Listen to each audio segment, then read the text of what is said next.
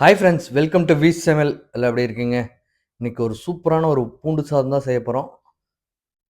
செம்ம டேஸ்ட்டாக இருக்கும். இது வந்து பேச்சுலர்ஸு ஈஸியாக செஞ்சுக்கலாம். அவங்களுக்கு வெரைட்டி ரைஸு ஒரு 10 நிமிஷத்தில் ரெடி ஆயிரும். உடம்புக்கு ரொம்ப ஹெல்த்தியும் கூட. இந்த பூண்டு சாப்பிட்றப்ப இது லஞ்ச் பாக்ஸுக்கும் கொடுத்துடலாம். அவ்வளோ டேஸ்ட்டாக இருக்கும். நீங்களும் வீட்டில் கண்டிப்பாக ட்ரை பண்ணி பாருங்கள். ட்ரை பண்ணி பார்த்துட்டு உங்கள் ஃபீட்பேக்கை கமெண்ட் பாக்ஸில் வந்து சொல்லுங்கள். அதுக்கு முன்னாடி நம்ம சேனலை சப்ஸ்கிரைப் பண்ணாதீங்க, சப்ஸ்கிரைப் பண்ணிக்கங்க. வீடியோ பிடிச்சிருந்துச்சின்னா லைக் பண்ணுங்கள், கமெண்ட் பண்ணுங்கள். வாங்க வீடியோக்குள்ளே போகலாம்.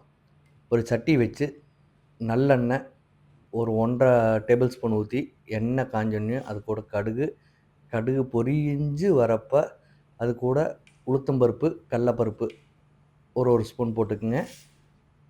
போட்டு இது லைட்டாக பொன்னிறமாகறப்ப இது கூட பெருங்காயத்தூள் ஒரு சிட்டிகை சேர்த்து இதை நல்லா கலக்கி விடுங்க. நல்லா மணமாக இருக்கும். இந்த பெருங்காயத்தூள் போட்டோன்னையும் ஒரே ஒரு நிமிஷம் அப்படியே நல்லா வதக்கி விடுங்க. இப்போ இது கூட ஒரு 4 பச்சை மிளகாயை இந்த மாதிரி பொடி பொடியாக வெட்டி அதையும் சேர்த்திக்கிங்க. சேர்த்தி நல்லா வதக்கி விடுங்க. வதக்கி விட்ட பின்னாடி ஒரு 10 பல் பூண்டு எடுத்து 4 நாளாக வெட்டி அது கூட இப்படி சேர்த்திக்கிங்க. சேர்த்தி நல்லா கிளறி விடுங்க. ஒரு நிமிஷம் நல்லா வேகட்டும். இந்த பூண்டோட காரத்தன்மை கொஞ்சம் குறையும் இதில். அதுக்கு தான் ஃபஸ்ட்டே பூண்டை போடுறோம். நல்லா வதங்கி வந்த பின்னாடி ஒரு கைப்பிடி வெங்காயத்தை வெட்டி வச்சுக்குங்க. சின்ன வெங்காயம் போட்டிங்கன்னா உங்களுக்கு டேஸ்ட் நல்லாயிருக்கும். அதனால தான் சின்ன வெங்காயம் போடுறோம். சின்ன வெங்காயம் இல்லைன்னா பெரிய வெங்காயம் கூட போட்டுக்கலாம். ஓரளவுக்கு நல்லா கலர் மாதிரி வருது. இப்போ வந்து சின்ன வெங்காயத்தை சேர்த்திக்கலாம். சேர்த்தி அதையும் நல்லா வேக விடுங்க. ஒரு 2 நிமிஷம் இதை வேக விடுங்க. நல்லா வெந்து வரட்டும். இதை வந்து மீடியம் ஃப்ளேம்லேயே வச்சு வேக வைங்க. ஏன்னா பூண்டு வந்து ரொம்ப சூடு அதிகமாக இருக்கனாலும் சீக்கிரம் கரிஞ்சிரும். அதை பார்த்துக்குங்க. இப்போ வந்து இதுக்கு தேவையான அளவு உப்பு சேர்த்திக்குங்க. உப்பு ஃபஸ்ட்டு வந்து கொஞ்சம் கம்மியாகவே சேர்த்துங்க. பின்னாடி வேணால் உப்பு பார்த்துட்டு மறுபடியும் எக்ஸ்ட்ரா பத்தலைன்னா நம்ம சேர்த்திக்கலாம். இதையும் நல்லா ஒரு நிமிஷம் அப்படியே வேக விடுங்க உப்பு போட்ட பின்னாடி. ஏன்னா வெங்காயம் சீக்கிரம் வெந்துடும் உப்பு போட்ட பின்னாடி.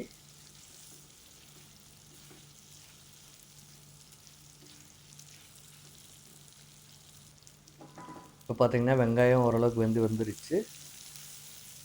இதை ஒரு கிளறி விட்டுட்டு இது கூட நம்ம இனி தக்காளி சேர்த்திக்கலாம். தக்காளி ஒரு நல்ல பழுத்த தக்காளி மீடியம் சைஸாக இருந்துச்சுன்னா பொடி பொடியாக வெட்டி இது கூட சேர்த்திக்குங்க. இதை 2 நிமிஷம் அப்படியே வேக விடுங்க. நல்லா மசிஞ்சு வரணும் தக்காளி. பார்த்தா டேஸ்ட் நல்லாயிருக்கும். ஓரளவுக்கு ஒரு 70% வெந்த பின்னாடி நம்ம இது கூட மசாலாவை சேர்த்திக்கலாம். ஓரளவுக்கு நம்மளுக்கு தக்காளி வெந்துருச்சு. இனி வந்து நம்ம மசாலாவை சேர்த்தலாம். மஞ்சள் தூள் 1/2 டீஸ்பூன், மிளகாய்த்தூள் ஒரு 3/4 டீஸ்பூன், கரம் மசாலா 1/2 டீஸ்பூன். இதெல்லாம் சேர்ந்து நல்லா கலக்கி விடுங்க. நல்லா ஃபுல்லாக மிக்ஸ் ஆகிற மாதிரி கலக்கி விடுங்க. கலக்கி விட்டுட்டு ஒரு 2 நிமிஷம் அப்படியே விடுங்க. அப்போ தான் அந்த மசாலா வாசனையெல்லாம் போகும். உடனே வேறு ஏதாச்சும் போட்டிங்கன்னா உங்களுக்கு அந்த மசாலா வாசனை அப்படியே இருக்கும்.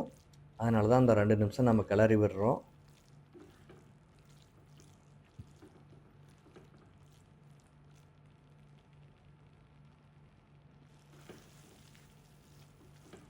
அப்பப்போ கிளறி விட்டுட்டே இருங்க. இல்லைன்னா அடி பிடிக்க ஆரம்பிக்கும். ஏன்னா நம்ம மஞ்சள் தூள், மிளகாய் தூள் போட்டிருக்கோம். அதனால் இப்போ வந்து ஒரு சின்ன லெமன் சைஸ் கொஞ்சமாக புளி எடுத்து அதை கரைச்சி இதில் சேர்த்திக்குங்க. சேர்த்தி 2 நிமிஷம் அதை நல்லா சுண்ட விடுங்க. இப்போ வந்து லோ ஃப்ளேம்லேருந்து நம்ம மீடியம் ஃப்ளேமுக்கு மாற்றிக்கலாம். புளி ரொம்ப நேரம் வேகணும்னு அவசியம் கிடையாது. அதனால் 2 நிமிஷம் இருந்தால் போதும்.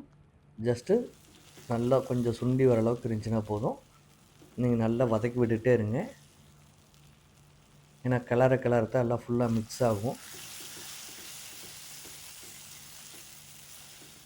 நல்லா மிக்ஸ் பண்ணி ஓரளவுக்கு ட்ரை கண்டிஷனுக்கு இந்த அளவுக்கு வரணும். வந்த பின்னாடி தான் நம்ம ரைஸ் சேர்த்தணும். இப்போ நம்ம ரைஸ் சேர்த்திக்கலாம். பாஸ்மதி ரைஸ் தான் எடுத்திருக்கோம். இதை எடுத்து ஃபுல்லாக அப்படியே கொஞ்சம் கொஞ்சமாக போட்டுக்குங்க. ஒரே டைமில் ரைஸை கொட்டிடாதீங்க. இது கூட கொத்தமல்லி தழையை நல்லா சேர்த்திக்குங்க. இது சாப்பிட்றப்போ கொத்தமல்லி தழையோடு சாப்பிட்றப்போ அவ்வளோ டேஸ்ட்டாக இருக்கும். அதனால் கொத்தமல்லி தழையை நிறைய சேர்த்திட்டு அப்படியே மெதுவாக கிளறி விடுங்க. ஏன்னா நம்ம பாஸ்மதி ரைஸ் தான் போட்டிருக்கோம். அதனால் நீங்கள் நார்மல் ரைஸ் கூட சேர்த்திக்கலாம்.